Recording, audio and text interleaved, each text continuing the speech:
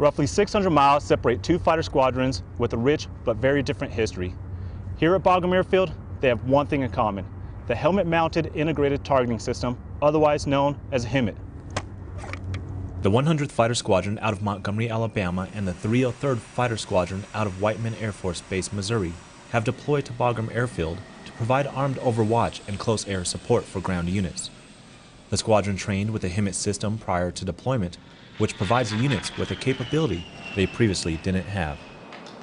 In essence, it's a modification that fits onto our flight helmets that we fly with, and it enables us to look with our right eye, and there's a little symbol over it, and with that symbol we can put it on a point on the ground, and we can slew our targeting pod and all of our sensors to that point on the ground. It gives us instantaneous situational awareness on what's going on in the battle space, enables us to quickly get our eyes on friendly positions, targets on the ground that we need to hit, and in general, it just paints a big picture of the entire battle space right there over our right eye that we can see at all times through all facets of flight. It's a little bit new for us because now it's something that, as life support, survival equipment work that we usually do, we're getting a little bit more involved with the actual weapon system of the aircraft, so that's pretty neat.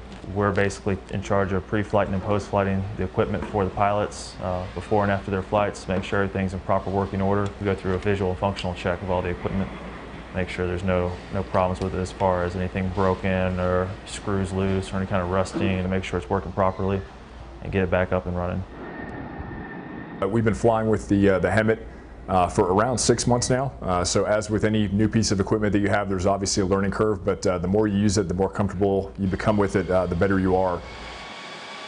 Flying fighters in the Air Force and the Air National Guard is it's a tremendous privilege. It's very, very exciting, but there's a lot of preparation, a lot of work that goes along to be able to qualify to do the mission.